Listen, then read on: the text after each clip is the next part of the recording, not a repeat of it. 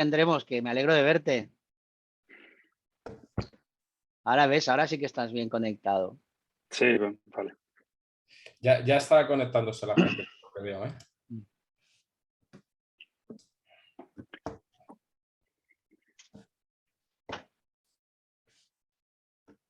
A ver, vamos a esperar un minuto.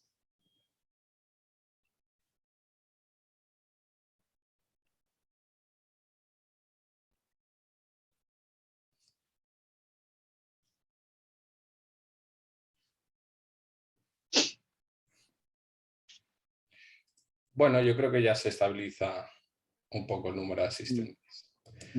Al contrario que el Bitcoin, ¿no? Bueno, buenas tardes a todos. Bienvenidos una vez más a un webinar de la Escuela de Práctica Jurídica de la Universidad Complutense de Madrid. Muchas gracias por asistir. Para nosotros contar con vuestra confianza en cada webinar que hacemos es un orgullo. Bueno, mi nombre es Carlos Bonilla. Soy abogado, director del Departamento de Compliance en Rodríguez Arribas Abogados, y hoy tengo el orgullo de presentar y moderar un coloquio con verdaderos profesionales del sector, y además de un tema tan específico y que hay que dotarle todavía de tanta materia como son los criptoactivos, ¿no? Tenemos la suerte de contar con Jesús Pindado, compañero director de Compliance en UBS. Buenas tardes a todos. En el Banco Suizo. ¿Qué tal, Jesús? También con Francisco Bonatti, socio director de Bonatti Compliance. ¿Cómo estás, Paco? Hola, Carlos. Mejor que la semana pasada. y con Luis Soria, que es abogado especialista en el tema y colaborador de IT Law. Hola, Luis. ¿Qué tal? Buenas tardes a todos. Bueno, pues si os parece, vamos a secuenciarlo un poco por intervinientes. Va a empezar a hablar Francisco Bonatti y nos va a introducir un poco a los criptoactivos, su relación con la prevención de blanqueo, con esta quinta directiva, sujetos obligados, etcétera, lo que es un poco ponernos en contexto. Pues cuando quieras, Paco, nos cuentas un poco cómo ves el tema. Muchísimas gracias, Carlos. Bueno, en primer lugar, dar la bienvenida a todos los asistentes y decir que una vez más para mí es de verdad un lujo estar aquí en la EPJ con todos vosotros y promocionando además el curso que tenemos de prevención de blanqueo de capitales, que yo creo que es un curso muy completo y muy interesante y en el que bueno, pues esto no deja de ser más que una pequeña muestra de las muchas cosas que tocamos a lo largo del curso, ¿no? Y también pues os voy a decir que os pido disculpas por anticipado porque, bueno, por una serie de cuestiones personales yo a las 6:30 me voy a tener que desconectar aproximadamente, con lo que voy a estar en esta primera parte de la sesión, pero no sufráis porque se va el peor de todos. Os dejo muy buenas manos con Jesús y con Luis y con Carlos, así que no me vais a echar a faltar, no dudéis de eso. Y además, las cosas interesantes de verdad las van a decir ellos, que para eso hablan los últimos. Aquí se trata de que os quedéis hasta el final, ¿no? Entonces, ellos se van a encargar de dar un poco esa nota de valor, ¿no? Esa propina gustosa que tienen todos los cursos, así que conmigo yo hago un poco de telonero hoy, ¿no? Que tampoco está mal de vez en cuando hacer de telonero. Y bueno, me preguntaba Carlos sobre los criptoactivos. Yo os voy a decir que un poco lo que dije la semana pasada también aquí en la EPJ, aunque más brevemente, ¿no? Vosotros no sé si conocéis todos, yo no sé hasta qué punto todos sois un poco conocedores de lo que son los criptoactivos y Bitcoin. Sí que he visto a algunos de los asistentes, algunos de los espectadores que hay en el que los conozco y que sé que saben muchísimo de este tema, pero también, como al resto no lo sé, pues voy a intentar un poco enmarcar por qué estamos hablando del tema de los criptoactivos, ¿no?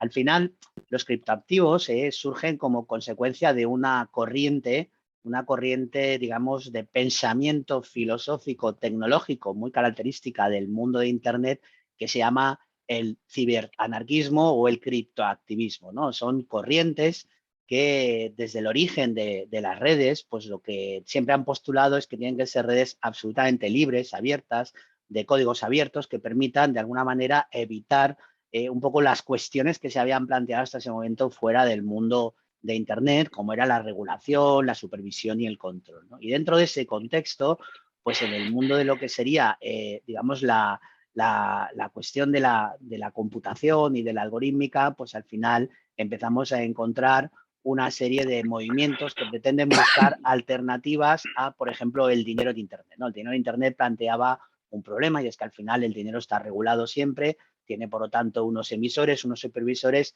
y normalmente todas las transacciones en Internet que se realizan con dinero, digamos, fiduciario, quedaros ya con el término fiduciario como el dinero, digamos, de emisión por parte de una autoridad, como son los dólares o los euros, pues evidentemente cobraban comisiones, ¿no? Incluso PayPal, etcétera, pues generan un coste en las transacciones.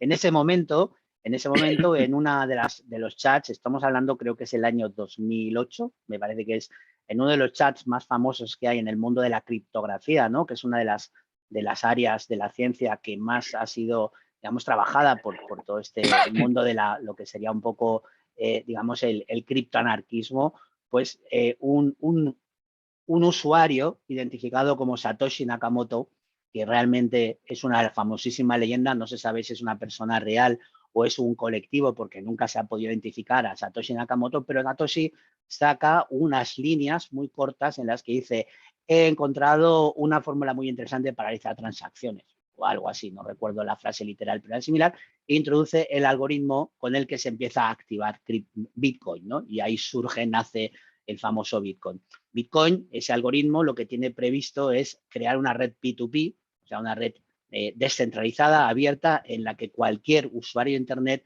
puede ser, digamos, un minero, como se les identifica, que son aquellas computadores, aquellos dentro de un sistema P2P que validan las transacciones de la cadena de bloques, ¿no? Simplificando el tema, la idea es que ese algoritmo genera una serie de conjuntos de cadenas de bloques, de blockchain, para cada moneda, en lo que cada transacción que a través de los mineros se valida y se verifica, pues se convierte en una transacción absolutamente inmutable, inalterable, etcétera. Bueno, y ese es el origen. ¿Y eso qué finalidad tenía? Pues la finalidad básicamente de servir como moneda de cambio, como moneda de pago. O sea, la intención básica era que si esa moneda de pago, pues de alguna manera servía para eliminar el dinero de las transacciones de Internet y para eliminar el control del dinero fiduciario, pues generamos un espacio de libertad dentro de Internet. Como decía el otro día, y haciendo, imaginaros que esto es una serie de Netflix, pues nos hemos ido al 2008, ahora volvemos al 2022 y, como decía el otro día, si Satoshi Nakamoto fuera una persona de verdad, seguramente a esas alturas habría muerto del disgusto, porque cualquier parecido entre Bitcoin, como ellos lo pensaron, y Bitcoin en realidad casi se podría apuntar que es pura coincidencia, ¿no? ¿Qué ha ocurrido en todos estos años? Pues que Bitcoin sí, es cierto que es un medio de pago, pero desde luego es un medio de pago que básicamente se ha convertido en un medio de inversión, en un medio de especulación financiera, y que por lo tanto ha disparado su valor, no básicamente porque tenga un gran uso como medio de pago, que era la idea originaria, sino porque tiene un enorme elemento de retención especulativa que hace que se disparen mucho los valores y de unas grandísimas fluctuaciones. Claro, eso plantea un problema, y es que ese Bitcoin, que varía de precio constantemente, como medio de pago es complicado, porque si yo estoy vendiendo un servicio hoy con Bitcoin y al día siguiente me cae un 25%, pues hombre, la verdad, yo voy a vender mi casa casi preferiblemente con dólares o con euros, pero no con Bitcoin. Si al día siguiente vender mi casa con Bitcoin, el Bitcoin pierde un 20% valor, o un 8, un 10 o un 15%, ¿no? Por lo tanto, esto ha cambiado muchísimo. ¿Qué ha ocurrido en esos años? Pues que obviamente esta realidad, que se ha convertido básicamente en una realidad especulativa, con algunas derivadas graves, como por ejemplo, pues obviamente el que al ser descentralizada y tener este mecanismo de control, pues facilita mucho más ciertos delitos, sobre todo ciertas ciberactividades delictivas, como puede ser, por ejemplo, pues desde los ransomware, etcétera, que exigen el pago con bitcoins, porque evidentemente la trazabilidad del bitcoin pues no es que sea imposible, pero es muchísimo más difícil que a través de cuentas bancarias, ¿no? Por tanto, ese otro fenómeno que se ha producido de la delincuencia a través de las monedas electrónicas, y todo ese boom en el que ya pues han empezado a entrar, desde el momento en que es un elemento de inversión, pues todo tipo de traders, fondos de inversión, etcétera, pues hace que hoy en día pues el Bitcoin ya tenga un foco regulatorio muy importante, un foco que, como se explicará luego Jesús, pues básicamente es un foco que ya hoy en día regula muchísimos aspectos, por ejemplo, su valor como elemento, como activo de inversión, ¿no? Con el nuevo reglamento MiCA, etcétera. Pero de todos estos focos de riesgo sobre Bitcoin, que de alguna manera exigían una regulación, digamos que el primero que se adelantó a nivel europeo pues fue la prevención del blanqueo de capitales, ¿no? La prevención del blanqueo de capitales fue el primer foco de regulación donde Europa lanza una directiva, la quinta directiva de prevención de blanqueo, en la que ya propone a todos los estados la necesidad, establece la necesidad de que en su transposición de la directiva regulen ciertos aspectos de los criptoactivos que son necesarios. Y tiene muchísimo sentido esa regulación. Es importante que se empiece a intentar esa regulación porque, como os decía, pues los criptoactivos han sido moneda para cometer delitos, sobre todo en el ámbito de la cibercriminalidad, que son más difíciles de trazar a través de esos criptoactivos, ¿no? ¿Qué ha establecido esa quinta directiva? Esa quinta directiva, en principio, establece unos elementos básicos que yo creo que ahora sí que van a tener un encaje ya mucho más completo con la regulación que se establece a través de MiCA, con todo el despliegue de exigencias que se van a establecer en otros ámbitos de uso de las monedas. Pero básicamente lo que establece es la condición de sujetos obligados de dos tipos de prestadores de servicios. Por un lado, lo que son los traders que se dedican básicamente al intercambio entre monedas fiduciarias, monedas oficiales y criptomonedas, o sea, las empresas que prestan ese servicio de cambio de monedas a criptomonedas. De eso se hablará muy extensamente y con detalle Luis Soria, nuestro compañero que ha hecho una magnífica labor, digamos, ayudando a la obtención de la primera licencia de un trader en España. Y, por otro lado, también a las empresas que prestan el servicio, muy importante, de custodia de las claves privadas de estos criptoactivos. Estos criptoactivos tienen dos elementos para verificar el intercambio de la moneda. Por un lado es, digamos, el proceso público de validación por parte de los mineros y, por otro lado, la verificación a través de una clave privada del propietario de ese criptoactivo, que con esa clave privada es con lo que determina el proceso de pago o de cobro con ese criptoactivo. Por lo tanto, estos dos tipos de servicios, el de intercambio entre moneda fiduciaria y criptomonedas y el de custodia de las claves privadas, de protección de esas claves para que no sean sustraídas, porque si las sustraen te pueden robar tus criptoactivos, pues eso, esas dos actividades hoy en día están sujetas a la ley de prevención de blanqueo de capitales. También la ley por primera vez hizo algo que no se había hecho, que es hacer una definición legal de criptoactivos, ¿no? Entonces, la transposición de la directiva en España, pues hace una primera definición que tenemos, que es la siguiente: es una representación digital de valor no emitida ni garantizada por un banco central o autoridad pública, no necesariamente asociada a una moneda legalmente establecida y que no posee estatuto jurídico de moneda o dinero, pero que es aceptada como medio de pago y puede ser transferida, almacenada o negociada económicamente. Esta es la definición que nos da la ley sobre lo que es un criptoactivo. Dos detalles que os quería apuntar.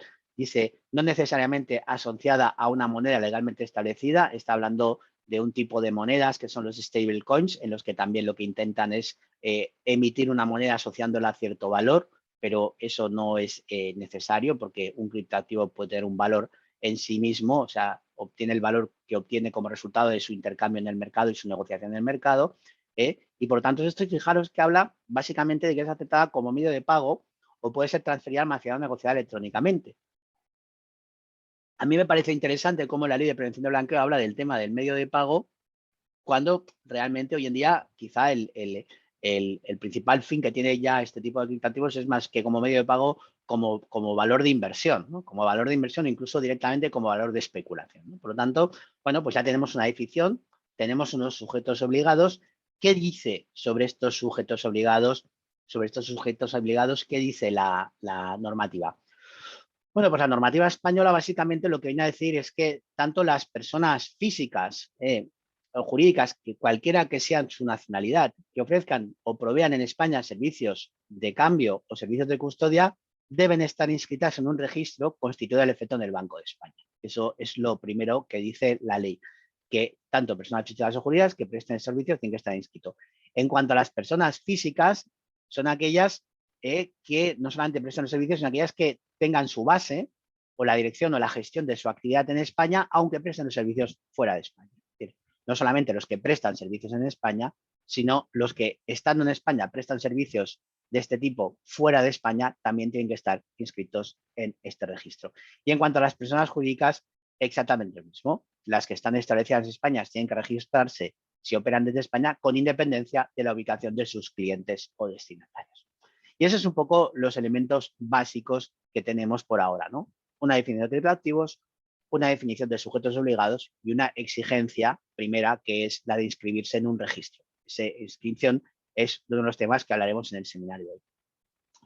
Y para eso, para inscribirse en el registro, ¿qué condiciones tienen que cumplir? Hay que solicitar esto en el Banco de España. ¿Qué condiciones hay que cumplir? Bueno, pues básicamente hay dos grandes condiciones que yo os dejo ahora adelantadas, que luego ya se entrará con más detalle. Una, que tiene que haber procedimientos y órganos adecuados para la prevención del blanqueo de capitales y la financiación del terrorismo, como no podía ser de otra manera. Este primer paso que se produjo el año pasado en cuanto a la creación de este registro desde una perspectiva de la ley de prevención del blanqueo, lo que pretende es, primero, que haya pues, responsables de la prevención del blanqueo dentro de estos sujetos obligados, dentro de estas empresas, organizaciones, y que además tengan pues, procedimientos y medidas de control para prevenir el blanqueo de capitales. Y en segundo lugar, un aspecto que no es habitual en la normativa de prevención de blanqueo, pero que viene un poco a hacernos ver algo que Jesús también seguramente apuntará después, como es ese mix que siempre hay en el tema de Bitcoin entre esa parte, digamos, regulatoria de su valor especulativo de inversión y lo que es la parte de los riesgos de blanqueo. Se exige también que cumpla requisitos de honorabilidad comercial y profesional en los términos que se establecen en el artículo 30 del reglamento de la Ley de Ordenación, Supervisión y Solvencia de Entidades de Crédito. Es decir, se equipara a los directivos de estas entidades a directivos de entidades de crédito en cuanto a su nivel de honorabilidad comercial y profesional. Y eso, ¿qué quiere decir? Pues básicamente lo que quiere decir es que tienen que acreditar una trayectoria profesional, que no tienen que tener condenas y sanciones administrativas en los aspectos relacionados con la actividad que están desarrollando y que, no tiene que haber contra ellos, pues en el momento de su aceptación del cargo, investigaciones relevantes o fundadas ni en el ámbito penal ni en el ámbito administrativo, que tienen que tener una reputación. Esto, de esta manera tan clara, tan explícita y tan enfocada al artículo 30 del reglamento, no se produce hasta ahora en la normativa de prevención de blanqueo en otros ámbitos donde sí es cierto que hay unas exigencias dentro de la ley del reglamento, pero no son tan específicas como las que tenemos aquí. Y bueno, el Banco de España es el competente para supervisar esa obligación de registro, si bien, pues obviamente puede delegar parte de esas funciones de inspección en el ámbito de prevención de blanqueo, pues obviamente son competencia del SEPLAC en cuanto a la condición de sujeto obligado, ¿no? Por lo tanto, al final va a ser un tipo de empresa que se va a encontrar a priori, como mínimo, ya con dos focos regulatorios, el del Banco de España en cuanto a la inscripción y el del SEPLAC en cuanto a los riesgos de prevención de blanqueo de capitales. Bueno, ¿qué podemos apuntar un poco con respecto a esta regulación? Bueno, que es un primer paso. Yo creo que lo que hace la directiva es lanzar una pieza importante, pero que no es la pieza vertebral. La pieza vertebral, seguramente, como os dirá Jesús, es el reglamento MiCA y ese foco ya regulatorio más amplio de todo lo que tiene que ver con criptoactivos y con NFT. Aquí no se habla de los famosos NFTs, y yo prefiero no dar mi opinión porque igual hay alguno que se ha comprado alguno y se me enfada. Pero vamos, no hay cosas más interesantes para comprar en esta vida que un NFT. Una cosa que ya suena así de raro, yo es que no me la compraría nunca. Pero bueno, para gustos, los colores. Dicho esto, pues obviamente el tema del foco regulatorio principal va a ser ese foco ya más relacionado con lo que hoy en día es el protagonismo de Bitcoin, que es el valor de inversión. Y aquí el foco importante que vamos a tener en cuanto a prevención de blanqueo, sobre todo, es a través de esta regulación y todo lo que va viniendo detrás, intentar que estas empresas, que son las que de alguna manera controlan la puerta y la gestión de los criptos, pues ayuden precisamente a prevenir el otro gran foco de riesgo que os he apuntado, que es el uso criminal de estos activos, ¿no? El uso criminal en la medida en que, como os he dicho, se está utilizando cada vez más como medio de pago para ciertos tipos de delincuencia, sobre todo en el ámbito cibernético, que es donde realmente ahí es un gran negocio para ellos cobrar pues sus rescates sobre ransomware, etcétera, en bitcoins y otras monedas, o también para otras actividades como puede ser una que es la más característica de Bitcoin, ¿no? Es decir, oye, Bitcoin, los criptoactivos, ¿con qué delito vincularíais más frecuentemente? Yo diría con el fraude de inversores. O sea, si hay algo que está pasando en Bitcoin desde que yo tengo conocimiento de Bitcoin, es estafar a los inversores en Bitcoin. O sea, esto viene pasando de forma sistemática y regular. Cada 2 por 3 se conoce de algún portal, de alguna empresa que pega un burbujazo de esos. Ya hubo la famosísima MTGOX ahí en el 2013, que ya hizo correr ríos de tinta y desde entonces hasta ahora pues ha pasado en más de una ocasión y por lo tanto evidentemente es un activo que se presta mucho a esos fraudes de inversores. Yo creo que incluso más más perjuicio ocasionado por esta vía incluso que por otras como son los ransomware, etcétera, por mucho que a veces son más espectaculares, ¿no? Por lo tanto, estos son los elementos que desde la perspectiva de prevención de blanqueo se va a intentar evitar, poner el foco en el control de los titulares de los Bitcoin a través del control de la necesidad que va a haber de hacer diligencia debida sobre los titulares de las claves privadas que prestamos ese servicio y obviamente también pues la diligencia debida sobre los titulares de las cuentas. ¿Es suficiente? Bueno, pues vamos a ver más adelante cómo se va desarrollando esta normativa y vamos a ver cómo evoluciona. Al final, ¿qué queda de Bitcoin original y dónde estamos? Yo, como os decía, creo que del Bitcoin original, de la idea original que tenía Bitcoin y de para qué pensaban que iba a servir y un poco cuando veías esos orígenes y vas un poco a sumergirte a las publicaciones de aquella época, realmente lo que ves es que eso queda muy poquito, ¿no? Y que Bitcoin pues no deja de ser un elemento que es una realidad incipiente todavía, que todavía le falta mucho por consolidar, que evidentemente tiene un nicho de mercado en el que hay muchísimo sentido y que hay empresas muy serias que están intentando fomentar la parte positiva, pero que obviamente, por otro lado, pues tiene una serie de focos de amenaza, ¿no? Y cosas que a mí, por ejemplo, y esto lo dejo un poco para los que vienen detrás, pues a mí me preocupan, pues por ejemplo, el control que hay muchas veces de los movimientos de valor a través de los grandes inversores, ¿no? Las famosas ballenas. Las ballenas que son, en el argot, los que tienen más de 1000 bitcoins o controlan más de 1000 bitcoins, es controlar muchísimo dinero, controlar más de 1000 bitcoins y que evidentemente con ese control de monedas que ponen o no ponen las transacciones pueden hacer variar bastante el valor de mercado de esas monedas. Otra de las cuestiones que también me parece interesante y que esa pues la quería apuntar un poco, aunque yo no soy un gran experto en estos temas, pero sí que he ido un poco husmeando desde el principio para intentar entender, pues por un lado, esa famosa absoluta certeza, seguridad y confianza que genera la cadena de bloques y que esas transacciones son inmutables, pues bueno, empieza a haber voces muy autorizadas en el sector de la ciencia informática que evidentemente dicen que ya existen antecedentes de correcciones de transacciones en cadena de bloques y que, por tanto, si se pueden corregir transacciones en la cadena de bloques, pues es posible que la cadena de bloques no sea tan fiable y tan segura como algunos nos intentan hacer entender, sino que también puede haber ahí una amenaza tecnológica importante, ¿no? Eso, imaginaros que si nosotros al final la confianza la tenemos depositada precisamente en la absoluta confianza de la transacción de la cadena de bloques en la inmutabilidad y resulta que eso no es así, pues nos puede plantear un problema. Otra de las cuestiones que se debate y que lanzo porque es uno de los focos de futuro apasionante, ¿no?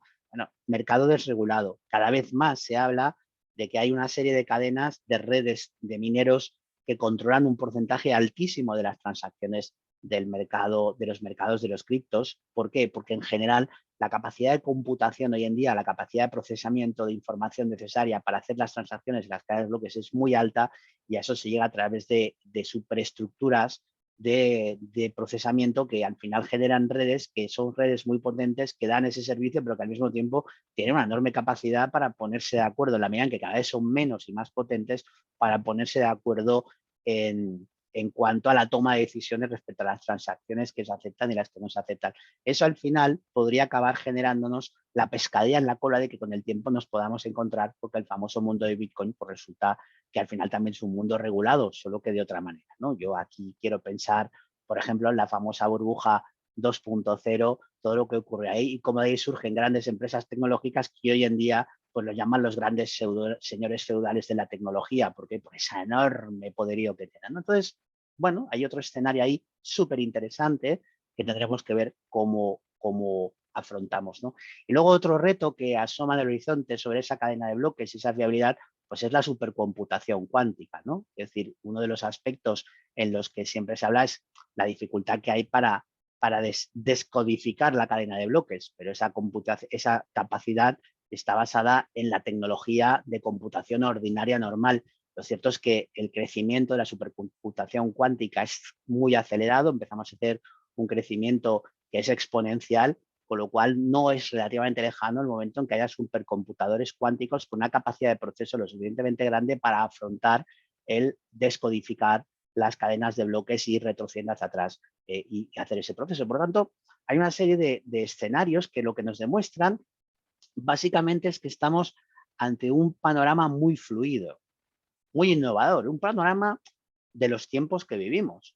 No deja de ser más que un ejemplo más de lo paradigmático en este siglo XXI, y es la enorme fluidez de todo lo que afrontamos en cualquier ámbito de realidad, ¿no? Y este es otro, ¿no? Cuando surgen las monedas, los criptoactivos como monedas, como elemento de valor, pues presentan un panorama extraordinariamente disruptivo que va en una dirección. El uso que a lo largo de estos años, sobre todo estos 10, 12, 15 años, hemos dado en las sociedades mutables desde el 2008 hasta ahora, también son importantes, y todos estos cambios han generado pues un cambio que ha hecho una regulación que llega quizá un poco tarde para según qué aspectos, pero para hacer frente a una realidad que a lo mejor dentro de 5, 6 o 7 años la propia realidad que hoy estamos viendo ha vuelto a mutar por razones nuevamente tecnológicas que seguramente generan nuevos cambios de mercado, ¿no? Por lo cual, es un mundo extraordinariamente apasionante en el que la prevención del blanqueo de capitales se encuentra de una manera, yo creo, en este caso puntual, muy importante, porque todo lo que tiene que ver con la cibercriminalidad es muy importante, pero es muy puntual, pero que tiene que ser realista en cuanto para la prevención de blanqueo en este ámbito. También tenemos que tener un foco muy abierto a comprender la realidad de estos criptos, a conocer cómo son, cómo funcionan, en qué escenarios se desenvuelven y cuáles son sus usuarios, y esto ya os puedo asegurar que es un mundo realmente apasionante, ¿no? Y bueno, yo creo que con eso he cubierto un poco esa primera parte de introducción, Jesús y Carlos, ¿no? Yo creo que os he dejado suficientes ladrillos encima de la mesa para que podáis ir haciendo ahí pared y disfrutéis. Y no sé, si queréis algún comentario, alguna cosa, pues me espero 2 minutitos, y si no, yo os agradezco mucho la invitación y me despediré de vosotros. Muchas gracias, Paco. Bueno, yo es que nos dejas un montón de temas que yo creo que para una hora que tenemos de webinar no nos daría, pero para eso está nuestro curso, para que lo tratemos en profundidad. Has apuntado temas pues interesantísimos. Yo, como la cabra tira al monte y soy penalista, pues me quedo con la ciberdelincuencia, que como bien decías, pues se está convirtiendo en un escándalo. De hecho, había un informe de Chain Analysis que decía que en 2021 habían aumentado un 80% las estafas y fraudes con criptomonedas, y creo que la cantidad defraudada eran como 12.000 millones. De hecho, ya le ponían un nombre, que eso sí que me aterra, le llamaban criptocrimen, que ya sabes que cuando conceptuamos, luego nace la fiscalía especializada y ya para qué queremos más, ¿no? Pero sí, es todo un mundo al que debe adaptarse tanto los sistemas de prevención de blanqueo como los sistemas de compliance, y que hay que estar al día de la ciberdelincuencia relacionada con el crimen. Y bueno, y todos los temas que has apuntado. Yo no sé si Jesús quiere recoger el guante de alguno de los que ha apuntado Paco. Pues vamos a por ello, si queréis darle. Yo creo que, pues lo primero, dar las gracias a la Escuela de Práctica Jurídica y a Paco por ese que ha hecho un esfuerzo para estar aquí, así que se lo agradezco enormemente.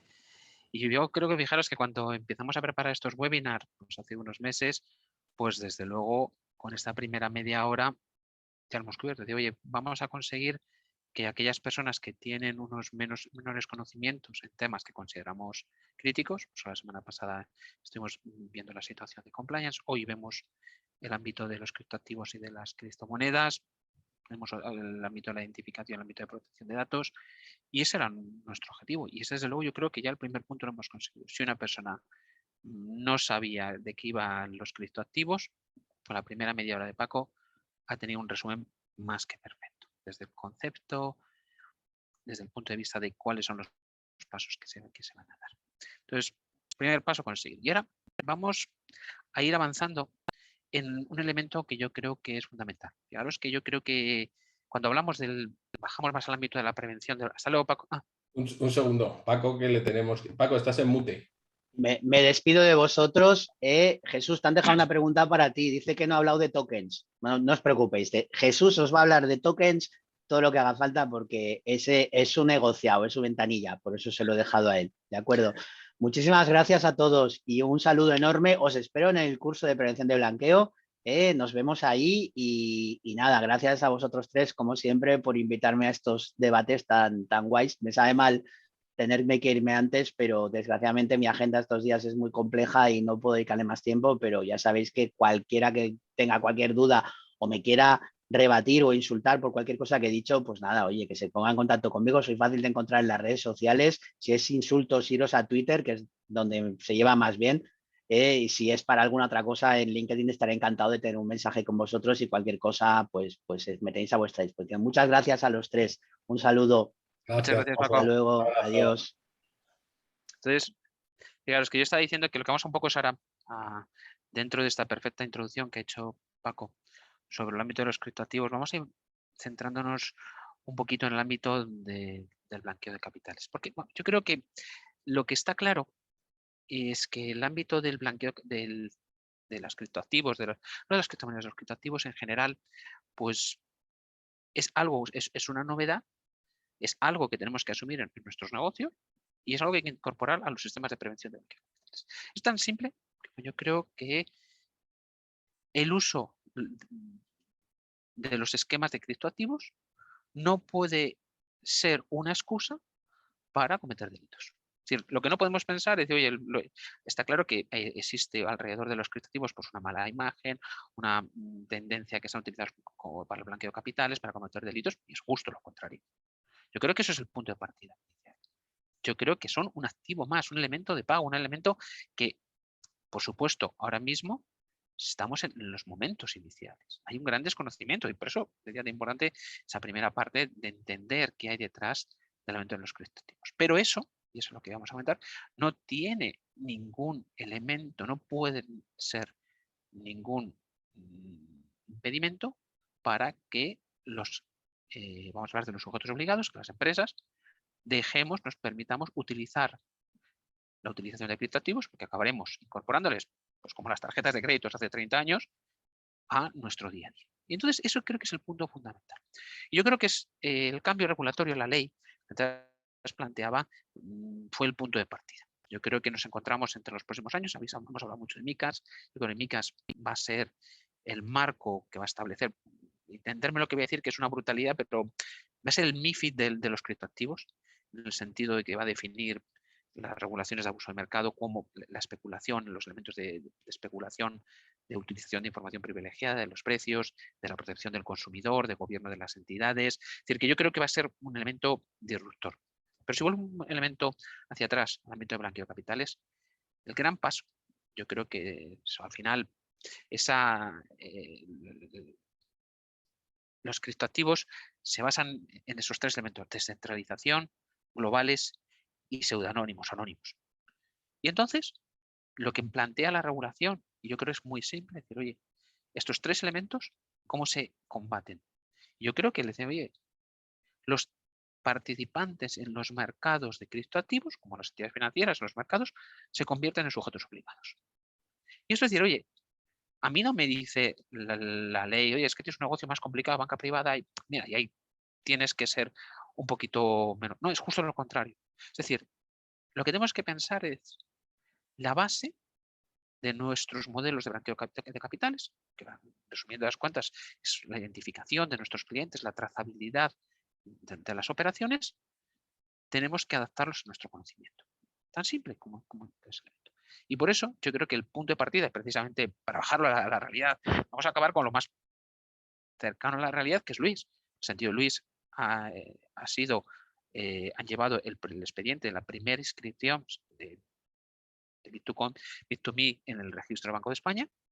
Y yo creo que ese es el elemento crítico. Las empresas que se dedican en general a la gestión, a todos los elementos que hemos comentado antes, tanto a la transmisión de criptomonedas desde el ámbito virtual al fiduciario, los wallets, pasan a ser sujetos obligados. Y tienen que incorporar estas obligaciones, el conocimiento de sus clientes, la trazabilidad de sus operaciones, a su ámbito. ¿Por qué? Porque el tercer ámbito que antes estábamos comentando, la tercera característica de ese anonimato en el cual se basa el éxito de los criptoactivos, pues no es real. Realmente yo creo que ese desconocimiento, existe una privacidad mayor alrededor de los criptoactivos, pero eso no es un impedimento para que se produzcan transacciones anónimas. Yo creo que vincular criptoactivos con anonimato no es correcto. Y ese es el reto que vamos a tener. Oye, cómo incorporamos a nuestras obligaciones los elementos de los criptoactivos. Así de claro. Entonces, fijaros que yo creo que ese es el primer punto de partida. Convertir, y es el ámbito regulatorio, el primer paso que ha dado es que el ámbito de los criptoactivos se convierta en sujetos obligados.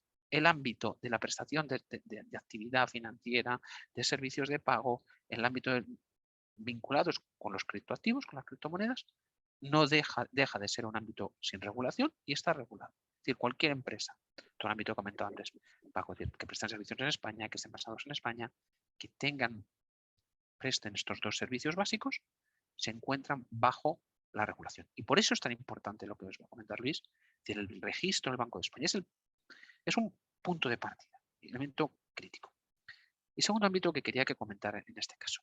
Fijaros que tampoco, igual que antes comentaba con el ámbito de banca privada, el enfoque sigue siendo un enfoque basado en el riesgo. Y está claro que la utilización del ámbito vinculado al ámbito de los criptoactivos es un ámbito de mayor riesgo. La descentralización es un factor de riesgo y eso es indudable. Fijaros que tenemos que buscar y eso va a dificultar la trazabilidad de las transacciones, pero esa información existe en el proceso de minado.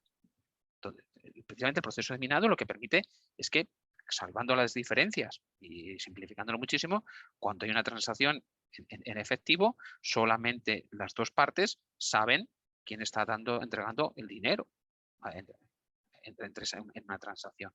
Mientras que en una transacción de criptoactivos hay una información que está dentro del sistema. Entonces, ese elemento, es decir, hay un tercero, hay un exchange que va a poder, es un elemento fundamental para tener claro que no existe un anonimato completo. Hay un mayor nivel de privacidad. Y ese va a ser el elemento sobre el cual tenemos que desarrollar nuestros modelos de protección de prevención del blanqueo de capitales. Y el otro elemento que tenía yo que comentar, que quería, es, fijaros, el elemento del enfoque del riesgo.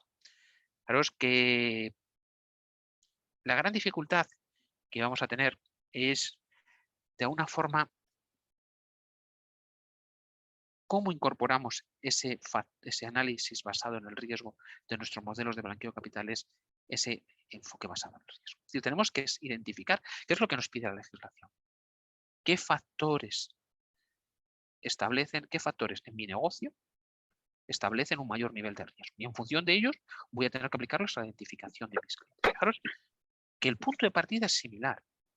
Yo soy un banco, tengo que conocer a mis clientes. Yo soy un operador de criptoactivos, tengo que conocer a mis clientes. Y dentro de mis clientes habrá clientes de mayor y de menor riesgo. La dificultad, precisamente, es identificar qué elementos van a permitirme clasificar de forma correcta cuál es el riesgo de mis clientes. ¿Por qué? Porque hasta ahora, en los sujetos obligados, estamos muy acostumbrados al tipo de clientes, el país de origen, el canal de comercialización, factores que eran muy habituales en la prestación de negocios. La gran dificultad, y ese es el gran reto que tenemos que dar, es qué factores son propios de la actividad de criptoactivos que nos van a permitir clasificar de forma correcta nuestros clientes. Porque el punto de partida va a ser conocer quién está recibiendo ese criptoactivo, de qué entidad se está recibiendo ese criptoactivo. Es decir, fijaros que el conocimiento de los exchanges, el conocimiento de los clientes, porque al final yo voy a tener una persona, un cliente que va a tener una determinada actividad, que va a tener determinado perfil profesional, va a tener unas determinadas características personales y eso es lo que va a marcar. Entonces, ¿cómo somos capaces de concretar ese enfoque basado en el riesgo para permitir dirigir mis esfuerzos? Es el gran reto que tenemos que tener. Ahora mismo, realmente las guías de lo que se consideran factores de riesgo, pues lo tenemos en GAFI, hay un primer documento, estamos esperando el SEPLAC. Entonces, ese elemento de sujeto obligado que me obliga a identificar, a clasificar a cada uno de mis clientes, va a ser el primero. Y el segundo, como os decía, es la trazabilidad de las operaciones. ¿De qué forma? ¿Cómo somos capaces de esos clientes que tenemos identificados hacer capaces de identificar nuestras alertas, cuáles van a ser los elementos de volumen, los elementos de habitualidad que van a generar las alertas, porque mi obligación va a ser la misma.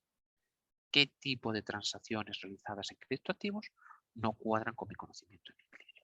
¿Son parecidas? Por supuesto que no, tienen absolutamente nada que ver. Mi gran reto, y sí que el papel del supervisor me va a decir, oye, ¿qué es un adecuado seguimiento de mis operaciones? Es el reto que nos encontramos en los próximos años. Y luego el tercer reto hablaremos de MiCAs. Y ahora antes voy a dejar elementos, es decir, ¿de qué forma soy capaz de identificar, establecer unos marcos de control adecuados para la actividad?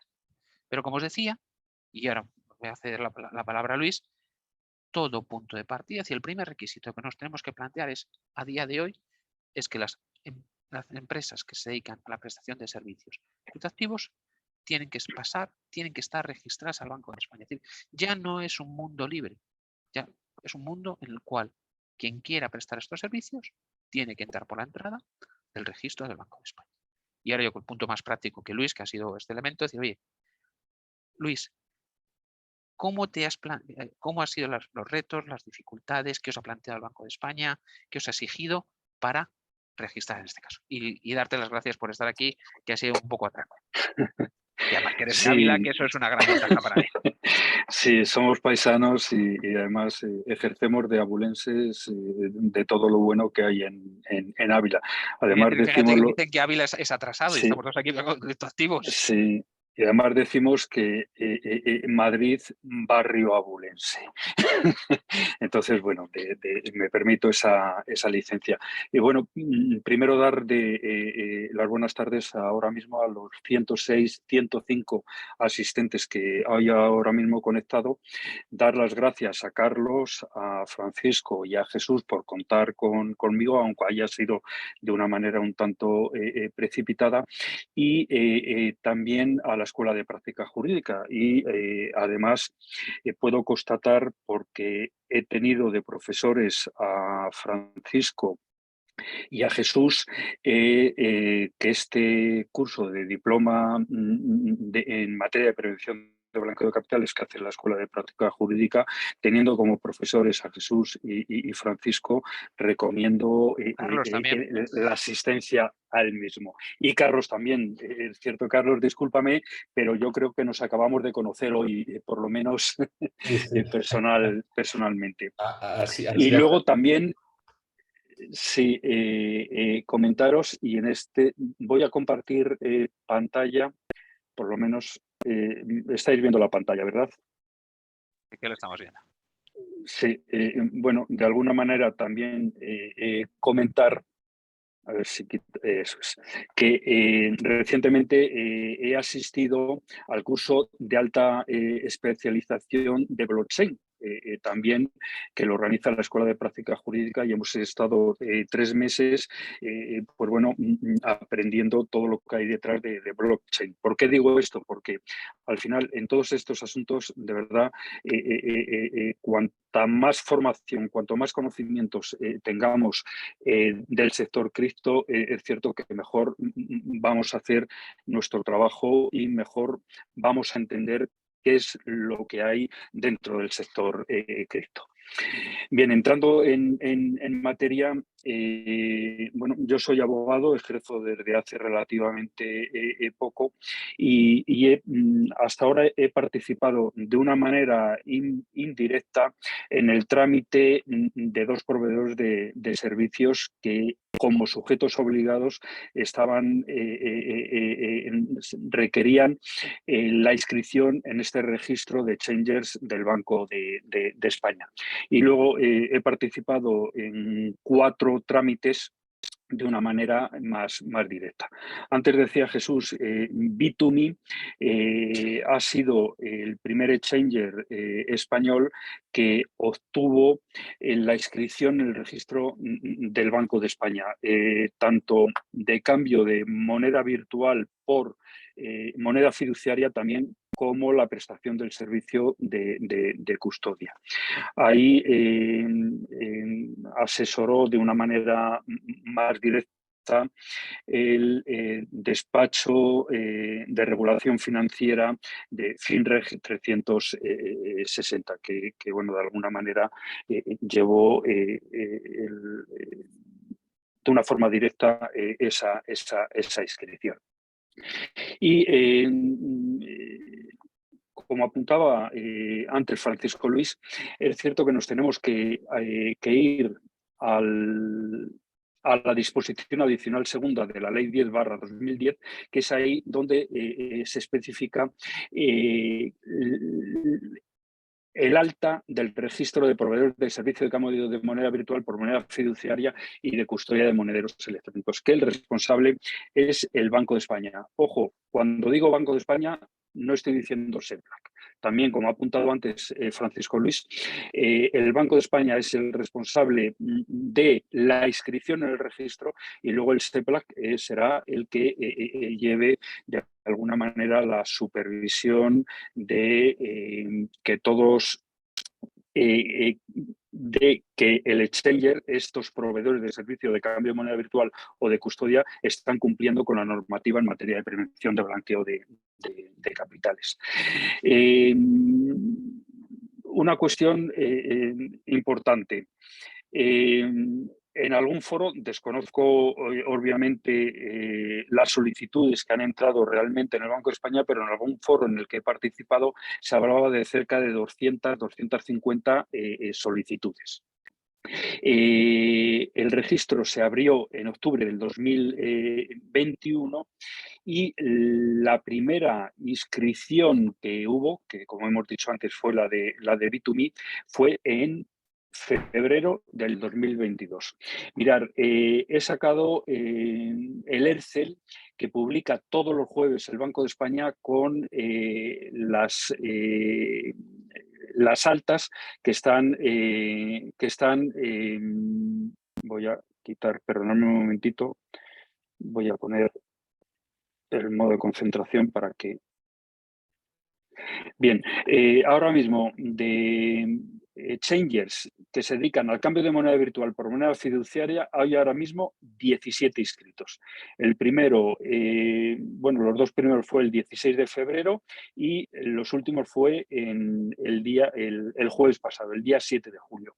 Y luego, solamente como custodios de monederos electrónicos hay 12 inscritos, que también el primero, en su doble condición, fue Bit2Me el 16 de febrero y el último el 7 de julio. El Banco de España ha publicado en su página web el trámite que se tiene que hacer para la inscripción en dicho registro. Hay una descripción del proceso, el público objetivo que tiene que es obligatorio dicha inscripción, cómo iniciar el trámite, la documentación obligatoria, lo mínimo que debe cumplir el Manual de Prevención de Blanqueo de Capitales y de la Financiación del Terrorismo, que es uno de los dos documentos que obligatoriamente hay que aportar. Y bueno, aquí es un resumen de lo que dice la normativa, tanto la Ley 10/2010 como su reglamento de desarrollo. Y el otro documento es el denominado documento de análisis de riesgos, que lo estamos denominando DAR, que igualmente viene de alguna manera lo mínimo que tiene que contener. Vamos a ver, la inscripción en el registro no es tarea fácil y de alguna manera los sujetos obligados, si no tienen recursos propios dentro de su organización, dentro de su entidad, y no tienen personal especializado en temas regulatorios y de prevención de blanqueo de capitales, obviamente va a ser muy difícil que por sí solo obtengan la inscripción en el registro. Con lo cual hay que acudir a terceros, a expertos en la materia, para solicitar su asesoramiento, porque digo que el registro no está siendo nada fácil. Solamente con lo que os he comentado antes de los pocos inscritos que todavía hay, pues es cierto que eso da una señal de que el Banco de España está siendo muy escrupuloso en toda la documentación que se está aportando y que de alguna manera es obligatoria. Luis, ¿qué tipo de experiencia está teniendo el Banco de España? Sí, sí, la experiencia que nosotros en el despacho en donde estoy colaborando hemos tenido ha sido bastante variopinta, bastante variopinta. Permitirme, he preparado de alguna manera los formularios que se tienen que confeccionar y que se tienen que acompañar a la solicitud. Obviamente la solicitud se puede presentar bueno, por escrito, pero bueno, de alguna manera la fórmula ideal, y yo creo que es a la que estamos ya acostumbrados todos, es acudir al registro electrónico del Banco de España. Como habéis visto antes, en este trámite, en su margen derecho, bueno, viene la normativa relacionada y vienen los formularios que vamos a ver ahora muy por encima. Entonces, estos formularios son 3, han añadido ahora uno último para contestar a los requerimientos que va haciendo el Banco de España. El primer formulario, primero una cuestión, en la práctica, por ejemplo, estos formularios única y exclusivamente se pueden visualizar y tratar con la aplicación de Adobe Acrobat. No se puede utilizar otra aplicación que abra o que se puedan modificar archivos PDF. Tiene que ser con Adobe Acrobat. Además, en las instrucciones te lo indica que tiene que ser con esa aplicación. Os lo digo porque de alguna manera, si os bajáis estos archivos de la página web del Banco de España y lo intentáis abrir con la aplicación que tenéis por defecto que no sea Adobe Acrobat, pues os va a decir que no se puede abrir y os va a dar un fallo. Bien, hay unas... voy a coger el documento, el cripto 003. Este es el documento de subsanación, que es el nuevo que han creado. Este es el cripto 003, que es para los servicios de custodia de monederos electrónicos, y luego está el cripto 001, que tendrá que ser este justo, el cripto 001, que es para el registro de proveedores de servicio de cambio de moneda virtual por moneda fiduciaria. Luis, perdona que te son corte. varias hojas. Sí. Pero ¿dónde está poniendo dificultades el Banco de España? ¿Cuáles puntos de mayor exigencia del Banco de España? Sí, a eso quería llegar, Jesús, pero es un poco por ver exactamente cómo se realiza el trámite, porque al final es bueno conocer esta práctica. Sí, claro que sí. Primero, hay unas cuestiones que son estrictamente formales. Ojo con remitir fotocopias de carnet de identidad de los miembros del órgano de administración que conforman el sujeto obligado que esté caducado. Ojo con enviar certificados de antecedentes penales tanto del sujeto obligado como de todos los miembros del órgano de administración que conformen el sujeto obligado, tienen que tener una antigüedad máxima de 3 meses. Si por cualquier circunstancia se ha pasado esos 3 meses, el Banco de España va a decir que se aporte un nuevo certificado de antecedentes penales. Entonces, en esos aspectos formales, mucho cuidado con esas cuestiones. Por ejemplo, otra cuestión que también están poniendo de manifiesto es a aquellas personas que conformen el órgano de administración del sujeto obligado, pero que sean no residentes, tienen que acreditar dónde han tenido la residencia durante los 10 últimos años. y además si han tenido la residencia en países de fuera de la Unión Europea, tienen que aportar un certificado de antecedentes penales emitido por el país en donde hayan tenido la residencia. Esto es cierto que en estas normas no lo indican, pero bueno, es lo que nosotros hemos visto que nos ha ocurrido.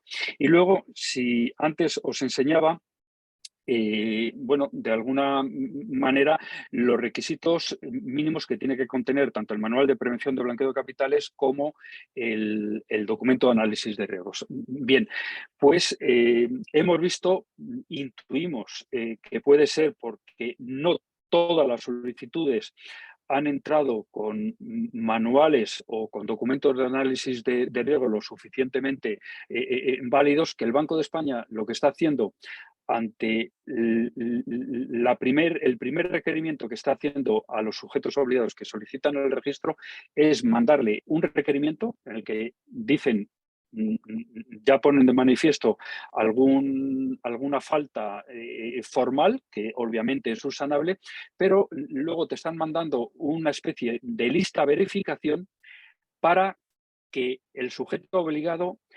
vea si realmente tanto el manual como el DAR contempla lo mínimo que exige el Banco de España. Entonces, primero, te dice una información estructurada sobre la actividad del solicitante, que es una simple tabla en la que te marca unas cuestiones y una respuesta que tienes que dar de manera sucinta. Una información estructurada adicional sobre la actividad del solicitante, adicional a la primera que he comentado, en el que ahí es una tabla con 8 cuestiones en que hay que contestar un sí o un no. Es decir, que de alguna manera el Banco de España lo que quiere es un resumen de todo lo que hay. Y luego ya, entrando más en materia respecto al manual y respecto al DAR, lo que te está indicando es decir, oye, esto que exige la norma, ¿lo has puesto en el manual? ¿Lo has puesto en el DAR? Pues si lo has puesto, dime el epígrafe en que lo has puesto y la página en donde figura. Que de alguna manera así se le está facilitando al Banco de España que eso va puesto en el manual. Entonces, de una manera muy resumida, he tratado de decir en la práctica donde nos estamos encontrando, pues bueno, de alguna manera, en lo que el Banco de España entiende como importante a la hora de inscribirse. Yo no sé, Jesús, si he hecho un resumen muy, No, es estupendo, muy somero la verdad que es una parte que... pero es cierto... Yo creo que los trámites, fijaros que yo creo que lo que queríamos un poco también en esta última parte hablar es un trámite administrativo, pero que es muy importante ese enfoque que antes estaba comentando, ser conscientes desde el punto de vista como abogados de que existe un trámite administrativo, una documentación que hay que cumplir y eso es lo importante, es un camino de entrada que de aquellos sujetos que somos supervisados, pues tenemos que conocerlo y ese era el objetivo. Yo quería solamente acabar preguntarte, el ámbito, ¿están pidiendo experiencia específica en entidades financieras? Porque muchos de los problemas que suelen tener los empleados, los directivos de los exchanges, es que son con mucha experiencia tecnológica, pero muy poquita experiencia financiera o experiencia específica en blanqueo de capitales. ¿Están pidiendo ese requisito, Luis, tú como Bueno, sí, de alguna manera, en algunos casos sí que se está solicitando, si no lo han entregado, un currículum vitae de las personas miembros del órgano de administración de los sujetos obligados. Y hasta ahora, en los trámites que nosotros hemos llevado, es cierto que aunque ha habido algunas personas que no tenían una experiencia dentro de lo que es el sector financiero, sí que es cierto que dentro de su organización, de alguna manera, tienen personas que sí han tenido esa experiencia en el sector financiero. Entonces, bueno, posiblemente lo tienen en cuenta, lo tienen en cuenta. En un caso, por ejemplo, bueno, era una sociedad limitada que no tenía ni siquiera empleados. Pero bueno, de alguna manera el currículum de estas personas en la actividad que iban a desarrollar, aún no teniendo nada relacionado con el sector financiero eran personas que conocían muy bien la actividad que pretendían desarrollar. Genial, Luis. Muchísimas gracias por tu experiencia práctica en este sentido. Ya te estamos llamando muy rápidamente a la hora. Dejo a Carlos si quiere hacerte alguna pregunta. No, yo es que como creo que hemos llegado ya a la hora, yo Sí. creo que es mejor dejarlo en el apogeo, ¿no? Sí, veo aquí, hay una persona que hace una matización en el chat, a través del chat. Bueno, mira, veo aquí saludos de parte de otro abulense. Pues nada, encantado. Dice, aunque el titular del registro, quien concede la autorización, es el Banco de España, la honorabilidad está siendo revisada por el BDI, pero el manual de prevención y el análisis de riesgo lo revisa el SEPLA. Es cierto que a nivel interno pueden haber adoptado esa diferencia, pero al final el requerimiento quien lo hace es el Banco de España, no el SEPLA. El registro es el Banco de España, correcto. Sí. Pues Carlos, te dejo que cierres tú, si declaras. Estupendo. Nada, daros las gracias a todos por asistir. Bueno, te hacen una última pregunta, si quieres, Luis. Preguntan, ¿debe ser sociedad mercantil o puede ser una fundación? Sí, en tanto en cuanto una fundación también es considerada como sujeto obligado, lo puede hacer. De hecho, el registro es tanto para personas físicas como personas jurídicas, y obviamente fundación, pues bueno, de alguna manera con las particularidades que tiene la fundación, pero al final una fundación es un sujeto también obligado. Muy bien. Pues nada, daros las gracias principalmente a los ponentes, a Luis, a Jesús y a Paco y a Francisco. Esto es un preludio del curso especial, el curso avanzado, perdón, en prevención del blanqueo de capitales que ofrece la Escuela de Práctica Jurídica, y os animo a que, si os ha gustado, os matriculéis. También, bueno, Jesús y yo somos directores del curso de Compliance, que también da la Escuela de Hemos Práctica. incorporado un apartado de criptoactivos, de toda la parte final de tecnología. Tenemos casi 5 o 6, no recuerdo cuántas son, bastantes sesiones, porque yo creo que es un reto. Claro. Efectivamente, lo hemos incorporado al curso de Compliance. También tenemos otros cursos como Investigación Interna y Forensic. En definitiva, la Escuela de Práctica Jurídica, si estáis interesados o trabajáis o queréis asesoraros en estudiar académicamente y también de forma práctica todo lo que es cumplimiento normativo, ahí estamos nosotros para ayudaros y bueno, y encantado de recibiros tanto a españoles y españolas como a gente de Latinoamérica, que siempre decimos Jesús y yo que tenemos el corazón dividido porque tenemos muchos alumnos de allí y siempre son fantásticos, ¿verdad, Jesús? Claro que sí. Además, yo creo que la vinculación entre la Complutense y todos los países, pues hemos tenido alumnos de cualquiera de los países, es muy grande. Yo creo que no está mal decirlo, pero tenemos un buen cartel en Latinoamérica. Muchísimas, y sobre todo daros las gracias a las 100 y pico personas que habéis estado. Yo creo que en julio, yo creo que es verdad que hace mucho calor fuera, pero que estéis ahí, lo agradecemos muchísimo desde Carlos, Luis, Paco como yo, cualquiera de los 4. Eso es. Jesús y yo nos hemos puesto la corbata por eso, ¿eh? O sea, porque si no, con este calor... Sí, yo no me hubiera gustado haber tenido Tú un eres del poquito mundo más de tiempo, criptoactivos, pero Luis, tú ido eres con la otro mundo corbata, ya. Claro, Y como alumno doy fe del buen hacer de la Escuela de Práctica Jurídica en todos los cursos a los que he asistido. Muchísimas gracias por eso. Gracias, Luis. Muchas gracias a todos. Nos vemos. Así que ánimo. Buenas tardes a todos. Muchísimas gracias. Adiós a todos. Adiós.